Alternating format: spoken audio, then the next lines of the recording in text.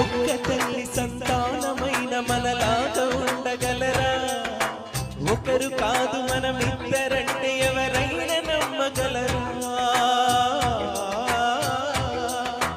నువ్వు పెంచిన పిల్ల పాపలకు కన్న తండ్రినైనా ప్రేమ పంచిన తీరులోన నిన్ను మించగలనా? ఏ పుణ్యం చేశానో నీ స్నేహం పొందాను, నా ప్రాణం నీదైనా నీ చెలిమి రుణం తీరేనా?